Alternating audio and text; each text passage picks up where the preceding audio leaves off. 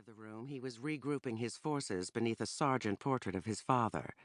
Blaise was now stout, mottled of face. Had he taken to drink? He looked like one of Timothy's Boston Irish uncles.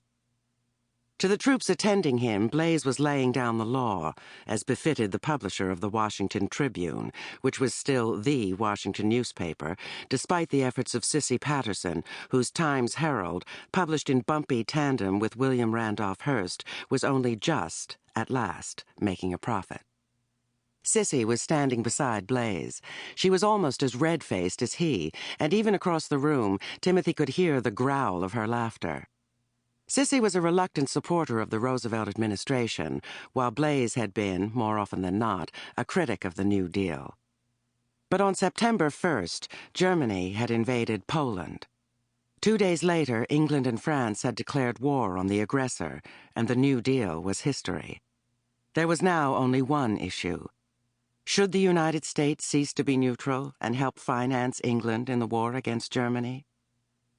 Basically, Farrell heard himself saying to Frederica, it's got to be a pretty neutral documentary. L.B. Mayer says I have to be fair to all the people who want us in the war and to all the ones who don't. I'm not to offend a single ticket buyer. What do you want? I'm neutral. Pretty much, he added. Like America, Frederica laughed. Come, say hello to Blaise. He's delighted you're making this film, just as long as you do it entirely his way. Which is? He changes from day to day. Exuberantly, Blaise shook Timothy's hand in both of his. My favorite non-brother-in-law. Tactfully, the others withdrew, leaving the two men in front of the fire, whose warmth reminded Timothy of how chilly the Potomac Heights could be on what was now the historic 4th of November, 1939, when Congress had narrowly revised the Neutrality Act at the president's urging. Now it was possible for belligerents in the European war, so solemnly declared, and as yet so sensibly unbegun, to get arms on a cash-and-carry basis from what key aides of President Franklin Delano Roosevelt were now calling the arsenal of democracy.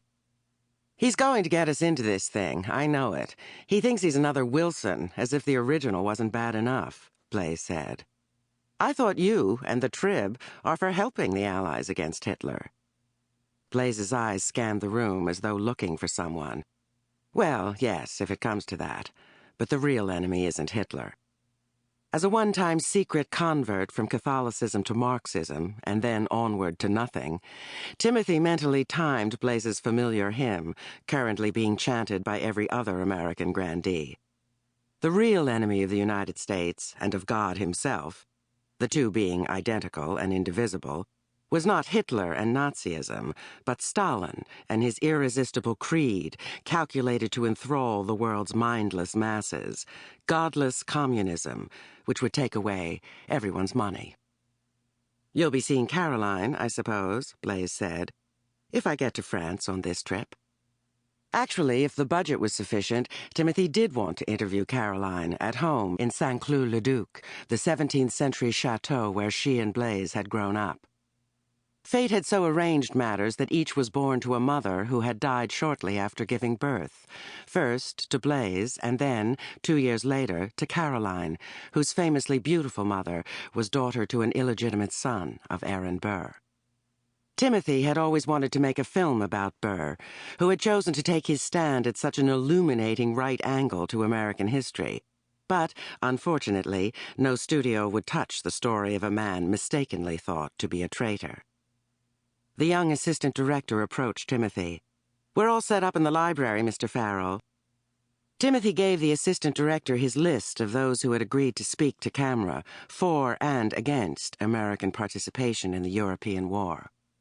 Blaise's office at the Tribune had been happy to do the preliminary work. Thus far, no one had turned down Timothy's invitation, particularly when they were told that the format would resemble Henry Luce's March of Time, easily the most popular of all newsreel programs, a new one shown each month in every movie house in the land. The 5-man film crew, as always when left on their own, had overlit the room. Timothy brought down the lighting, aiming for the sort of Götterdämmerung effect that he had first concocted for Caroline in her ill-fated Mary, Queen of Scots. After first making